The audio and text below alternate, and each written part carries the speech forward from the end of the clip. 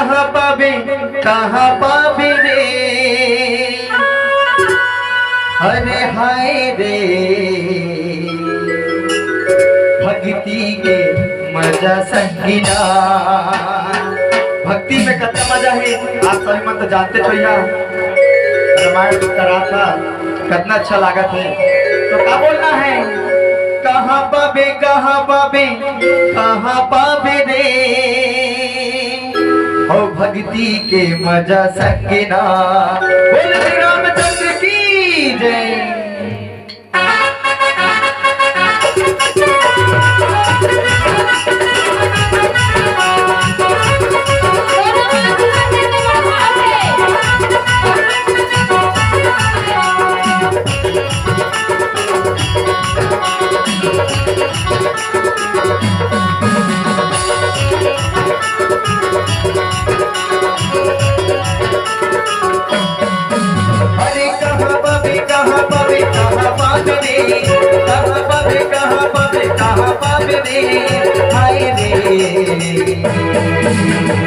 भक्ति के मजा संगीना, भक्ति मजा संगीना। अरे कहाँ पावे ना, कहाँ पावे रे, हाय रे भक्ति के मजा संगीना, भक्ति मजा संगीना। गुलाब संगीत है राम का हाली रे, गुलाब संगीत है राम का हाली रे। सुर तरा के राम ते हरा। बोल श्री रामचंद्र की जय। और क्या बोलना है, भक्ति के मजा संगीना, भक्ति के मजा संगीना।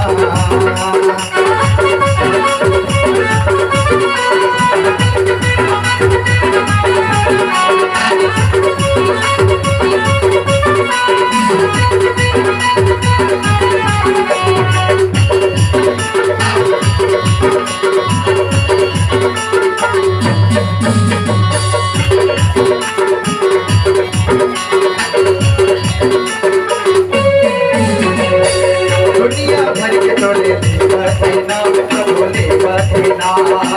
यहाँ में सब मोहमाया के छाव, सब मोहमाया के छाव। जय जय।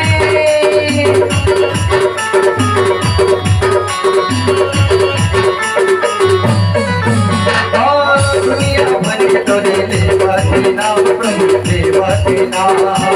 यहाँ में राम मोहमाया के छाव, प्रभु मोहमाया के छाव। मन जप रवे जय राम नाम रे, मन जप रवे जय राम नाम रे। सुर करा के राज भैया का।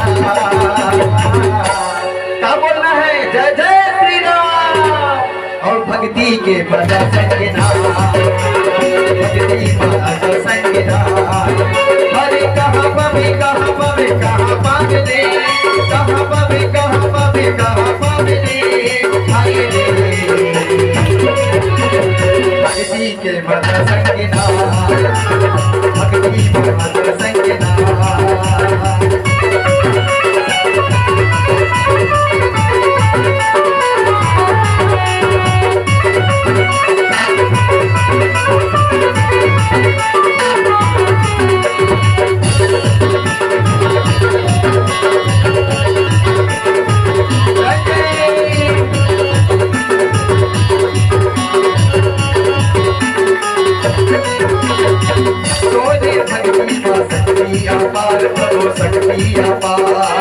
जो भी करे हो जाए मेरा पार, प्रभु जाए मेरा पार।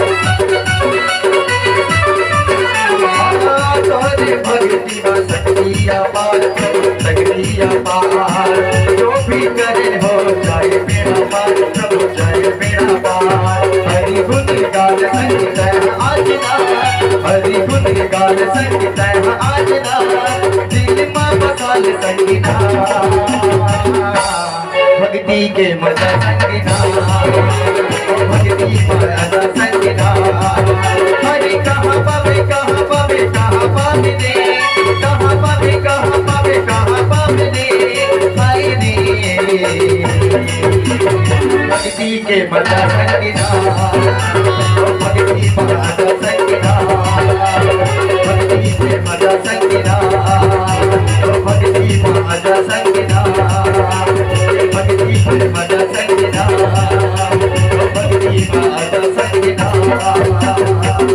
बोल श्री रामचंद्र भगवान की जय, बोल बालाजी महाराज की जय। जैसा कि आपने सुना कि एक छोटे से वस्त्र जब भगवान श्री कृष्ण के हाथों में चोट आ गया तो खून बहने लगी, तो माता द्रौपदी ने छोटा सा अपने साड़ी के पल्लू को बांधा। छोटे से पल्लू के बदले भगवान ने कितने सारे दे दिए, किसी को पता ही नहीं चला। भगवान थोड़ा दे या ज्यादा इससे मतलब नहीं रखते। माता द्रौपदी ने थोड़े से वस्त्र दिए, बहुत से वस्त्र हो गए, पता ही नहीं चला। सुदामा जी ने 4 मुट्ठी चावल दिया, बदले में पूरे सुदामा के गांव को सुदामा पुरी के नाम में बना दिए। रातों रात विश्वकर्मा जी को कहा और सुदामा पुरी का निर्माण करवाया। जितना आप भगवान को दोगे उससे ज्यादा भगवान आपको देते हैं।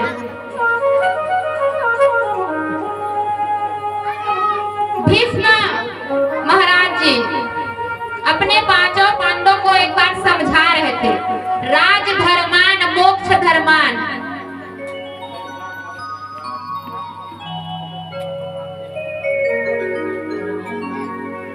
यदि राजा बनते हो, जितने धन आप कमाते हो, देखिए व्यक्ति को ज्यादा से ज्यादा धन कमाना चाहिए। ये नहीं कि सिर्फ भजन में ही बैठ जाए, उनको धन भी कमाना आवश्यक है।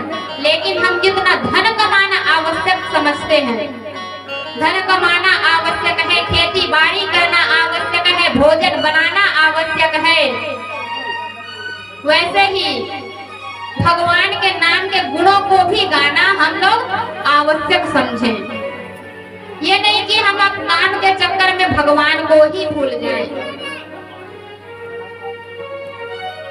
तो भगवान को थोड़ा दिया सुदामा ने, द्रौपदी ने, तो बहुत से रूप में आज उनको दिए हैं। ऐसा भागवत जी में वर्णन आता है, श्री रामचरितमानस में वर्णन आता है। अब ऋषि मुनियों ने सूखे पत्ते खा खा कर जो लिखा है ग्रंथों में, वो झूठ मूठ को लिख कर क्या पाएंगे। जो भी लिखा है सत्यता को ही लिखा है, और उस सत्यता को हम माने, स्वीकार करें। जैसे कि आज रामायण का प्रवचन रखा गया, परम सौभाग्य का यह बात है, आज हमें ऐसा अवसर मिला। कहते हैं कि यहाँ वाले आयोजक कर रहे हैं, वहाँ वाले आयोजक कर रहे हैं, लेकिन आयोजक करता हम और आप नहीं होते, आयोजक स्वयं भगवान करते हैं। वह चाहते हैं वही राम कथा या भागवत कथा होते हैं। अन्यथा अनेक गांव हैं, कितने गांव हैं, गिनती करते करते थक जाओ, लेकिन सबके गांव में भागवत नहीं होता, ना रामायण नहीं होता। लेकिन भगवान की आंखें जिस गांव में दृष्टि पड़ जाए, उसी गांव में रामायण या भागवत जी होता है। सबके गांव में आपने सुना होगा, सबके गांव में नहीं होता है, देखा भी होगा। लेकिन बड़े सौभाग्य की बात है, बहुत सुंदर विषय है कि भगवान की नजर में आज दियागढ़ भी दिखा, तब आज रामायण का आयोजन यहाँ हुआ। तो ये हमारी और आपकी मर्जी नहीं है, ये भगवान की मर्जी था कि यहाँ रामायण का प्रवचन हो, तो आज वही हो रहा है। क्योंकि उनके बिना कुछ होता नहीं, यदि वो चाहे तो सब हो और ना चाहे तो कुछ भी ना हो। अब गौतम ऋषि की पत्नी को श्राप मुक्त किया है भगवान श्री राम ने, और नारी के रूप में जैसे ही प्रकट हुई, बार बार श्री राम जी को प्रणाम करती हैं और सोचती हैं कि मेरे पति तो मुझे श्राप दे दिए थे, निकाल दिए थे, सुनसान जंगल में मुझे रहने के लिए दे दिए थे, मुझे वो कभी नहीं अपनाएंगे। लेकिन राम की कृपा हो गई, राम की कृपा हुई है। तो राम की कृपा हुई है तो दुनिया वाले उनसे प्रेम करेंगे, क्योंकि राम जिस प्रेम करेंगे उनसे दुनिया प्रेम करेंगे।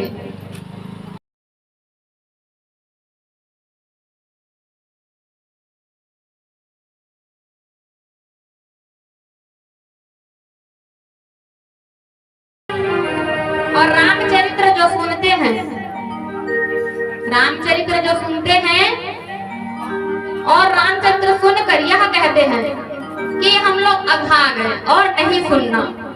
रामचरित्र सुनकर अघा गए। रामचरितमानस को आप जितना सुनोगे उतना ही आनंद मिलेगा। यहाँ लिखा है रामचरित जे सुनत अघाही, रामचरित जे सुनत अघाही, रस विशेष जाना दिन नाही, रस विशेष जाना दिन नाही, जिन हरि कथा सुनहि नहीं काना, जिन हरि कथा सुनहि नहीं काना, श्रवण रस यहि भवन समाना, श्रवण रस यहि भवन समाना। कई लोग कहते हैं कि हम लोग रामचरितमानस तो जन्म से ही पढ़ते आ रहे हैं, पढ़ते आ रहे हैं, पढ़ते आ रहे हैं, लेकिन पढ़ते हैं लेकिन कुछ समझते भी नहीं है, इसलिए समझाना जरूरी होता है। ये नहीं कहें कि हम तो वहाँ सुने थे, यहाँ सुने थे, टीवी में देखे थे, मोबाइल में देखे थे तो कितना सुने, ऐसा मन में विचार नहीं लाना चाहिए। जहाँ कहीं भी रामचरितमानस होता हो या भागवत धर्म सुनाया जाता हो वहाँ सुनना ही चाहिए। एक बार नहीं, 1000 बार नहीं, लाख बार सुनने को मिले तो आप सुनिए, किंतु एक बार में ही समझ में नहीं आता। जब तक आप बार बार उसे समझ नहीं, जितनी बार सुने उतनी बार एक बार कम से कम समझने की कोशिश कीजिए। ये नहीं कि हमने तो वही सुना है, बस विवाह विवाह होते हैं, पहले शिव विवाह, फिर राम विवाह, फिर भरत मिलाप, यही तो सब होता है। लेकिन ऐसा नहीं, हर बात को समझना चाहिए। अब यहाँ गौतम ऋषि को श्राप मुक्त करके भगवान आगे की ओर जाते हैं। जनकपुरी में उनका प्रवेश होता है। आगे जनकपुरी में उनका प्रवेश होता है और लक्ष्मण जी को जनकपुरी देखने का बड़ा मन था। विश्वामित्र जी से कहे कि हम लोग घूमना चाहते हैं, और राम और लक्ष्मण जी घूमने के लिए जनकपुरी गए। वहीं पर एक बगीचा था फूलों का, बहुत ही सुंदर सुंदर फूल खिले हुए थे। शाम का समय था, सीता माता को पूजा करना था, उसके लिए पुष्प वाटिका में उनको जाना था।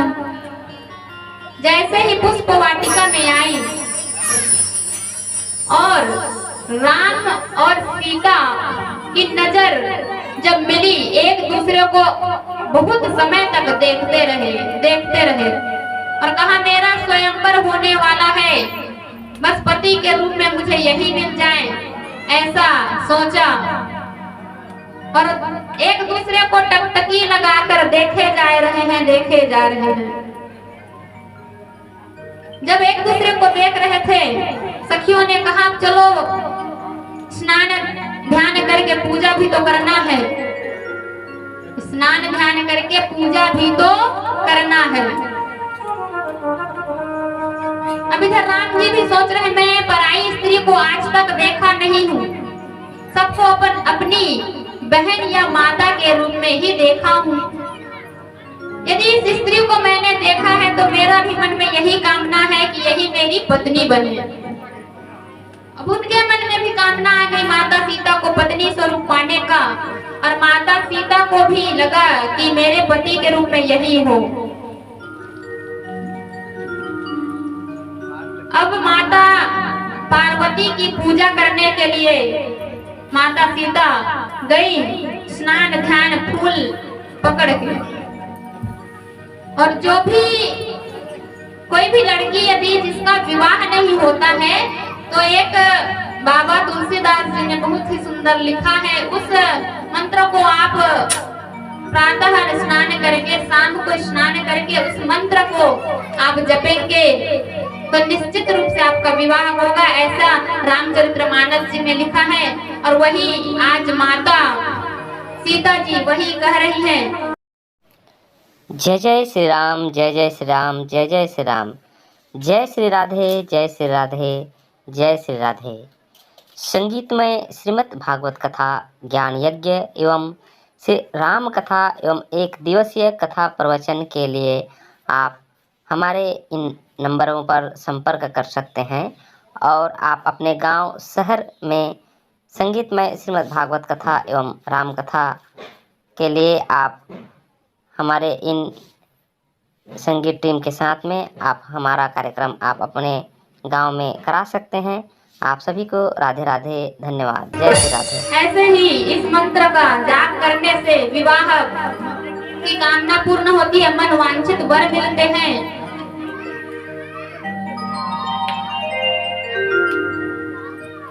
और यही मांगा है कि आज फूलों की वाटिका में जिनको मैंने देखा वही पति के रूप में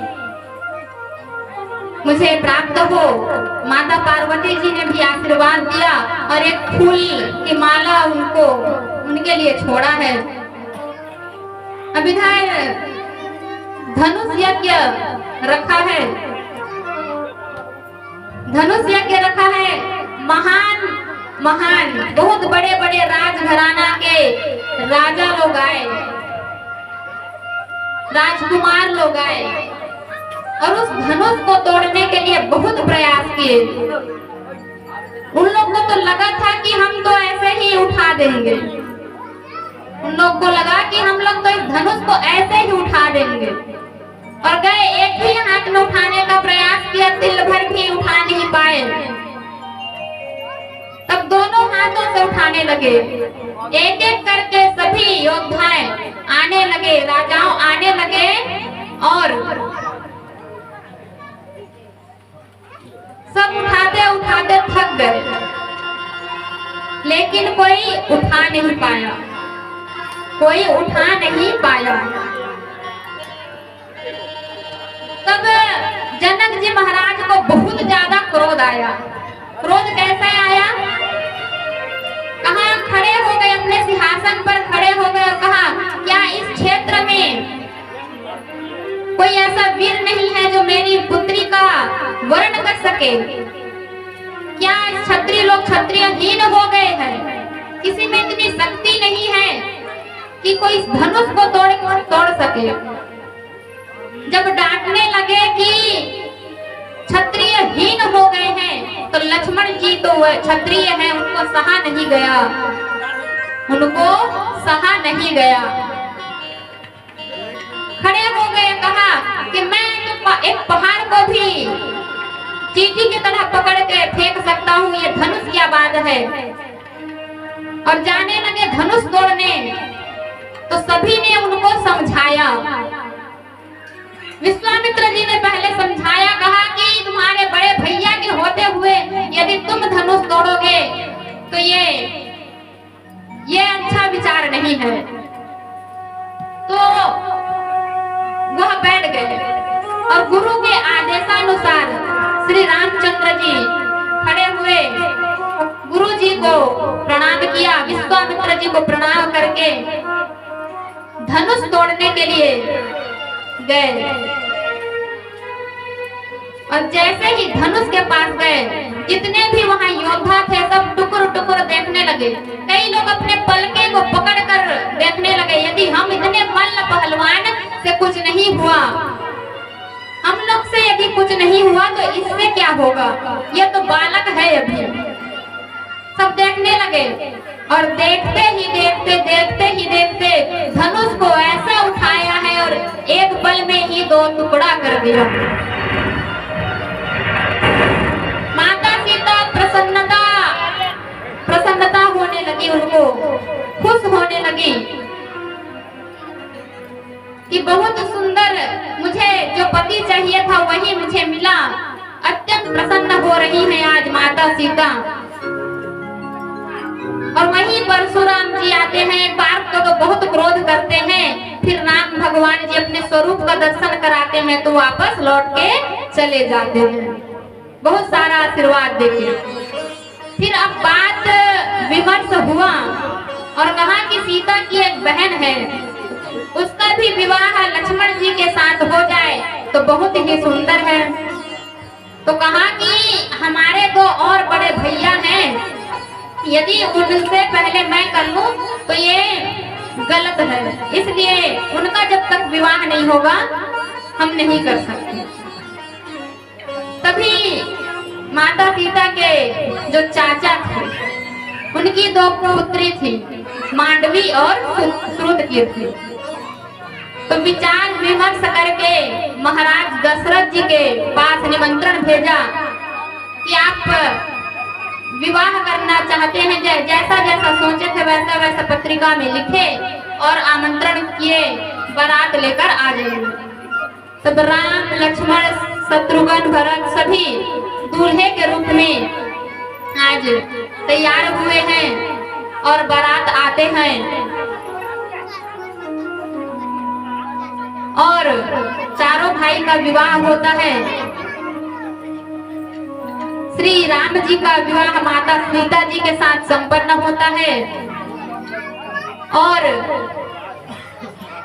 भरत जी का मांडवी जी के साथ संपन्न होता है और शत्रुघ्न का श्रुतकीर्ति के साथ और लक्ष्मण जी का उर्मिला के साथ। आइए, मंगल की बेला है, विवाह उत्सव है, हम भी थोड़ा नाचे झूमे, क्योंकि विवाह भगवान का है तो हम भी थोड़ा झूम लें भगवान की विवाह में।